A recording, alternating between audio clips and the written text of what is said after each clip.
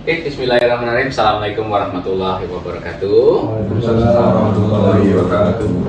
Selamat siang kawan-kawan PPDS semua. Perkenalkan saya Dr. Alexander Kam. Untuk tim ini saya wakilkan. Jadi untuk tim teaching untuk terkait diabetes mellitus sudah ada Prof. Eva Dekoli dan Dr. Jafriya. Jadi untuk kali ini terkait dengan tipe 1 dan dengan tipe spesifik itu rencananya akan saya berikan sekarang bagaimana pembukaan, nanti akan kita lanjutkan dengan diskusi-diskusi. Baik, sebelum itu saya mau untuk coba mengetahui dasar dulu, pre-knowledge kawan-kawan semua dulu. Boleh silakan dicek dulu dan silakan dijawab ya.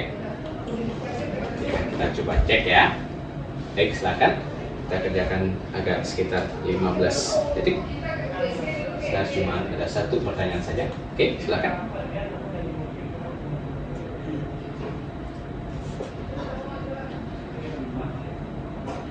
Oke, apakah ada yang sudah mengisi? Oke.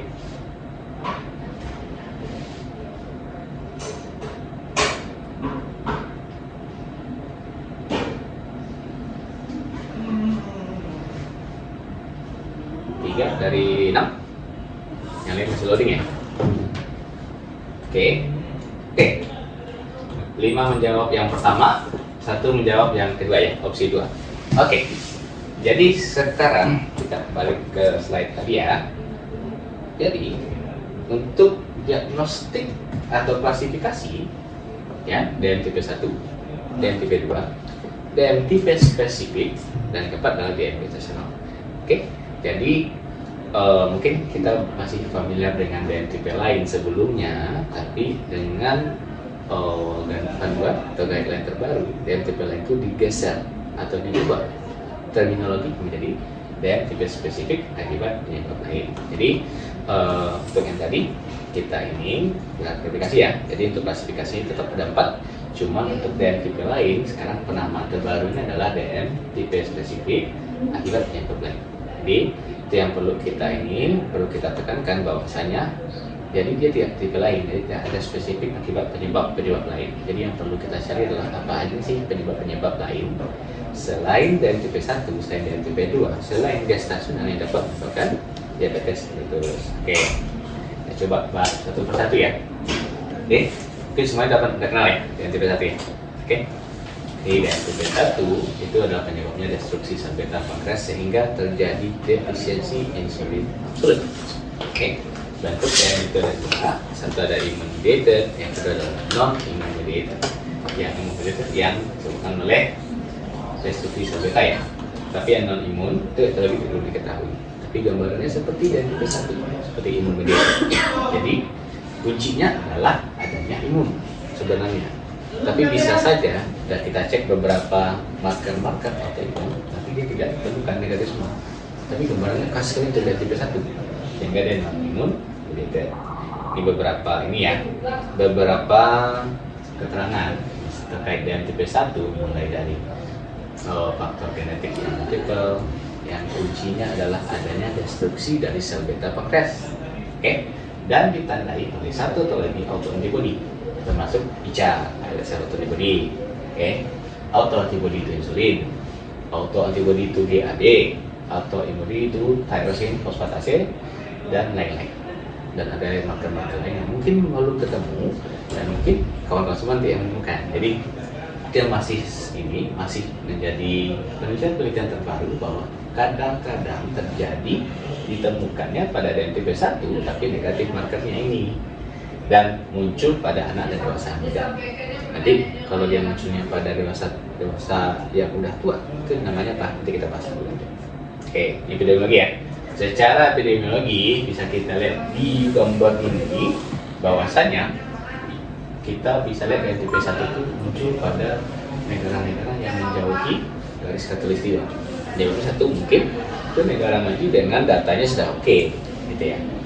Yang kedua ada kemungkinan bahwasanya mungkin suku, genetik dan lain-lain untuk orang-orang di sekitar Eropa, Amerika, Kanada, Rusia itu yang lebih secara genetik ada predisposisi genetik yang lebih gampang untuk terjadinya DM tipe 1. Ini tahun ke tahun bisa kita lihat di sini contoh paling tinggi adalah di Finlandia. Proporsi, bukan jumlah ya, proporsi berdasarkan jumlah penduduk. Faktor risikonya itu tetap riwayat keluarga dengan tipe 1. Ada riwayat keluarganya sehingga terjadi dan tipe 1 pada pasien-pasien tersebut. Ada genetik, ada geografi seperti tadi, menjauhi horizontal, menjauhi ekuator, dan adanya paparan terhadap infeksi virus, Epstein-Barr, Coxsackie, mumps, cytomegalovirus, dan yang terakhir ini faktor lingkungan. Ya, faktor lingkungan ini masih penelitian. Paparan terlalu dini terhadap susu sapi. Ya, jadi misalkan pada ibu-ibu yang tidak menyusui bayinya itu dibilang berisiko untuk tipe 1. Tidak hanya tipe 1, tapi juga kelainan autoimun lainnya. Karena nanti akan kita coba bahas, atau nanti kawan-kawan nanti ya, ada yang sudah selesai alergi imunologi belum? Yang ada salah satu sudah ya? Dr. Hafiz sudah ya? Tapi sudah pernah mendengar terkait adanya hubungan antara usus dengan kejadian autoimun. Jadi ketika ada paparan susu sapi, ada terjadinya aktivitas autoimun di sana yang dipertemukan di usus, itu bisa memunculkan reaksi antibodi yang panjang jalannya. Salah satunya dari tipe 1. Dari tipe 1 kan adalah kelainan autoimun. Ini masih dalam bentuk penelitian, laporan-laporan yang mencocok-cocokkan saja baru. Nah, oke, ini yang penting untuk kawan-kawan semua ya. Jadi bisa kita lihat bahwasanya, bisa kita lihat di sini ya. Kita lihat di sini. Jadi pertama kali itu adalah adanya predisposisi genetik. Ketika ada predisposisi genetik, ini ada sel beta mas yang normal ya. Ini masih normal ya. Nanti predisposisi genetik itu bisa jadi, bisa tidak. Orang berisiko itu bisa jadi, bisa tidak. Itu konsep. Tapi yang menjadikan pasien itu jadinya menderita penyakit tersebut, ada hal-hal lain yang menyebabkan itu. Jadi key driversnya tetap predisposisi genetik, tapi ada hal-hal lain yang mencetuskan tersebut, sehingga misalnya ini ada environment ya, atau ada hal-hal lain yang mencetuskan terjadinya kejadian autoimun, mulailah turun fungsi sel betanya karena ada antibodi yang menghancurkan sel beta pankreasnya itu pelan-pelan. Jadi ketika kejadian ini itu adalah adanya tanda atau gejala overimmunologi. Awalnya insulinnya tuh masih normal dilepaskan, mulai turun. Tapi bisa jadi glukosa masih normal. Sehingga walaupun dia sudah terjadi di anak-anak, mungkin munculnya saat remaja. Munculnya saat remaja itu pun ketika kebutuhan glukosnya tinggi. Misal, pasien dengan tipe 1 itu sering masuk dalam kondisi garing. Tidak datang ke poliklinik, saya mau cek dulu.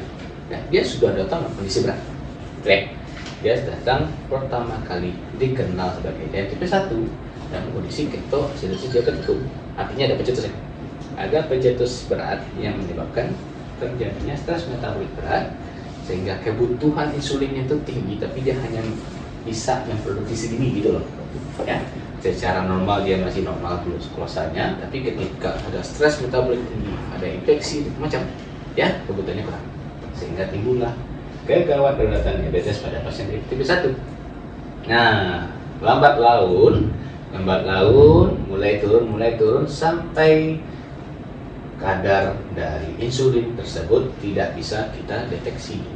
Jadi dia intinya adalah destruksi sel beta pankreas, sehingga terjadi defisiensi insulin absolut yang disebabkan oleh adanya antibodi yang merusak, adanya sel imun yang bersifat autoantibodi terhadap sel beta pankreas. Nah ini yang perlu penting untuk kawan-kawan semua. Nanti untuk ini ya, bagaimana cara mendiagnosis. Ini ada namanya C-peptide. C-peptide itu apa? Jadi kawan-kawan bayangkan bahwasanya setiap hormon lagi di stasiun endokrin ya, kita akan cerita hormon ya. Setiap hormon selalu ada prohormon. Setiap prohormon ada pre-prohormon. Oke. Prohormon dari insulin ya, namanya proinsulin. Dia adalah satu rantai. Ketika dihasilkan proinsulin, lalu kita butuh insulin, pecahlah rantainya itu. Rantai proinsulin itu di cleavage namanya secara genetik, potong, satu jadi insulin, satu jadi C-peptide. Oke, itu dia. Sehingga masuk akal dong. Kita mau nilai berapa kadar insulin atau berapa produksi insulin secara endogen. Ceklah C-peptide-nya. Kenapa kita nggak cek insulin? Kenapa? Pernah lihat nggak? Itu tidak stabil. Stabil, oke. Dokter Zul? Ada kemungkinan? Kira-kira? Karena nilainya sama dengan C-peptide. Nilainya sama. Dokter Christian?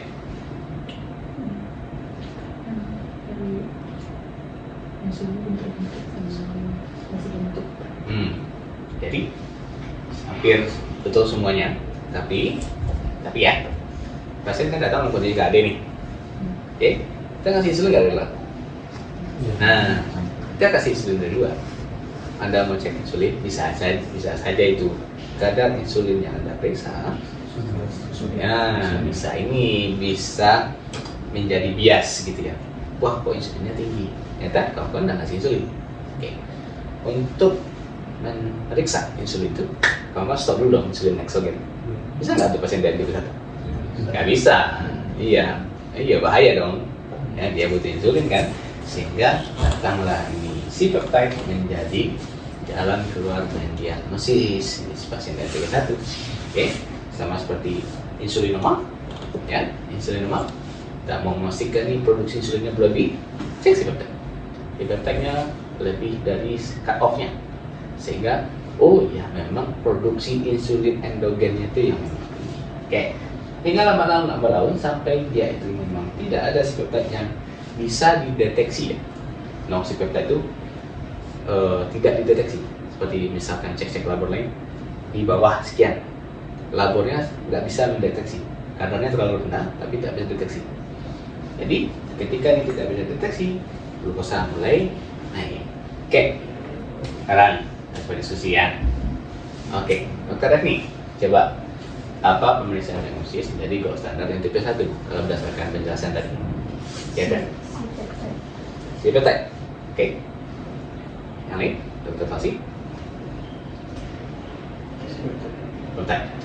Untuk bagus semuanya, C-peptide untuk menegakkan kondisi insulin kurang. Tapi untuk menegakkan yang tipe 1. Oke. Jadi untuk mendiagnosis DM tipe 1 adalah memastikan faktor jadi body. Oke, karena nanti akan ada DM tipe spesifik, gambarannya adalah insulin yang turun juga karena destruksi. Destruksi kan tidak hanya oleh autoimun, bisa destruksinya itu oleh bahan kimia, obat-obatan, virus dan lain-lain. Jadi untuk memastikan ini DM tipe 1, karena definisinya tadi adalah kelainan autoimun yang menyebabkan destruksi sel beta, berarti harus ketemu karena autoimunnya. Oke, bagus semua. Dan sekarang terapi DM tipe 1 apa? Betul? Bagus sekali. Marker yang positif untuk diagnostik dan terapinya kita gunakan. Jadi paham semua ya? Ketika gold standar untuk menegakkan DM tipe 1, kita ketemu marker autoimunnya, dan satu-satunya terapi adalah menggantikan insulin yang defisiensi pada pasien itu. Oke, ini variannya. Jadi ketika kita cerita tadi ya, DM tipe 1 itu mulainya dari anak, remaja, dewasa muda, umurnya ke 35 tahun ya. 35 tahun ke atas. Gambarannya kayak DM tipe 1. Itu namanya latent autoimmune diabetes in adults. Gambarannya seperti DM tipe 1, munculnya sudah dewasa, kadang ada gambaran resistensi insulin sedikit, sehingga ada menamakan dia tipe 1,5.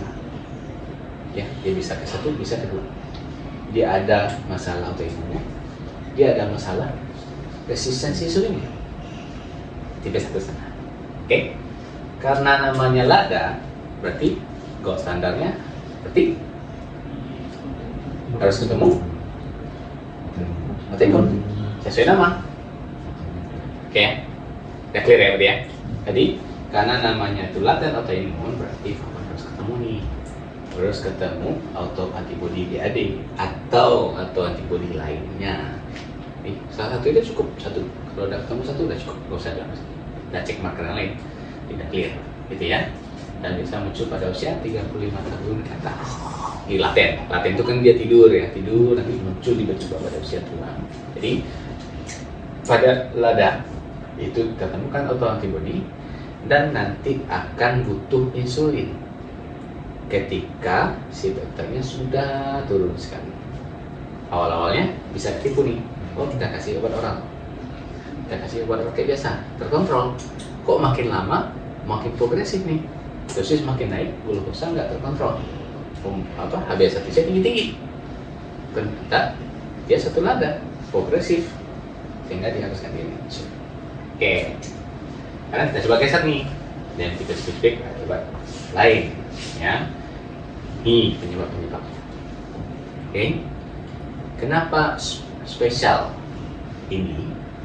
Karena kondisi seperti ini menyebabkan gambaran seperti DN tipe 1, tapi dia tidak disebabkan oleh autoimun.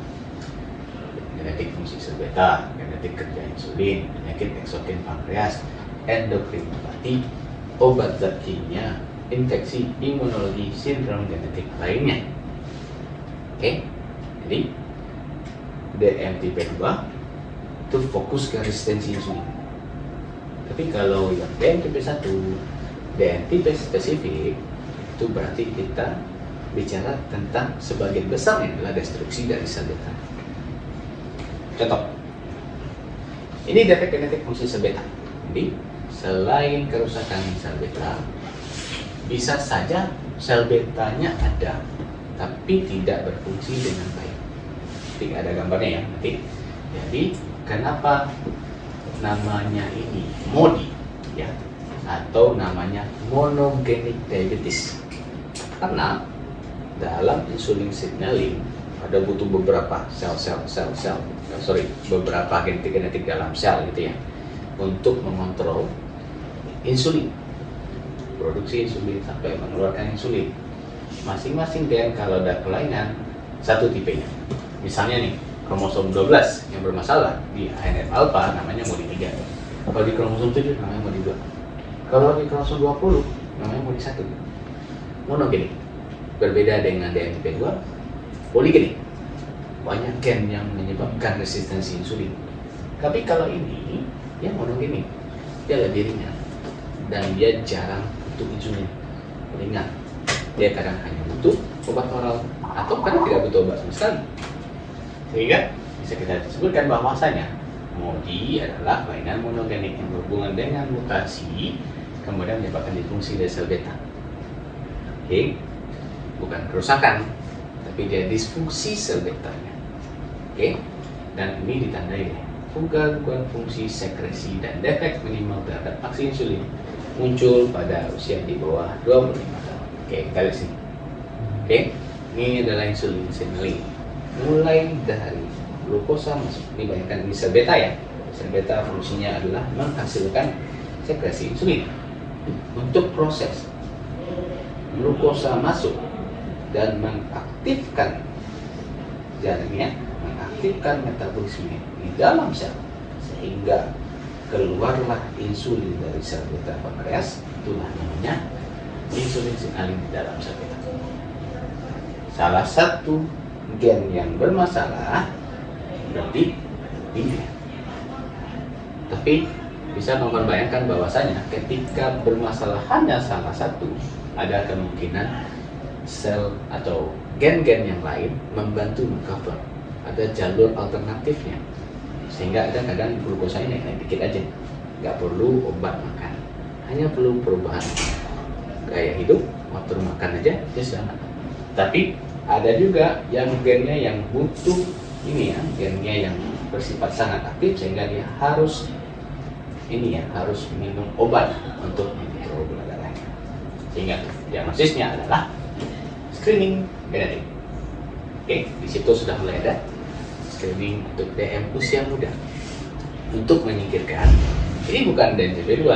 Oke, ini adalah DM dengan kelainan genetik. Walaupun nanti usia-usia muda sudah mulai banyak yang gemuk-gemuk ya, kita sudah mulai curiga masih sudah ini DM pada usia muda, DM type 2. Tapi ada juga kemungkinan dia menjadi modi. Kita curiga jika tanpa gejala khas dan ada peningkatan kadar gula. Oke, GDP 1 sampai 150, HbA1c 5,6 sampai 7,6%. Rata-ratanya segitu pada beberapa pasien modi, terutama jika pasiennya non obes. Kalau dia obes, udah kita pikirkan resistensi insulin dulu lah, ya. Karena obes sangat dekat dengan terjadi diabetes. Sehingga berartinya ada tidak butuh obat anti diabetes. Oke, coba kita diskusi sedikit. Bentar lagi kenapa kita kasih suplemen ya? Kita nggak kasih metformin. Untuk sekresi dari sel betanya, struktural untuk mensekresi insulin. Sekresi insulin ya. Kenapa dari metformin, dokter Adi? Karena kita fokus untuk pemerangsang produksi insulin bukan resistensi di badan. Karena dia sebagai insulin sekretator. Kita bermasalahnya itu adalah sekresi insulinnya. Ya, kita bisa kita tabelkan ini bahwasanya perbedaan ini ya. Lada dan type 1 dan kedua bisa kita ini bisa kawan-kawan pelajari ini ya. Yang perlu di sini yang saya jelaskan tadi adalah di kadar C-peptide di lada itu bisa rendah tapi masih terdeteksi, sementara yang type 1 itu sudah tidak terdeteksi lagi, gitu ya. Dan resistensi insulin di lada itu kadang sedikit meningkat, sementara yang type 1 tidak ada sama sekali, itu jarang banget yang meningkat, gitu ya teman-teman ya. Jadi inilah alasan kenapa di lada itu namanya dari 1,5. Orang ragu nih, padahal dia resistensi insulinnya ada nih.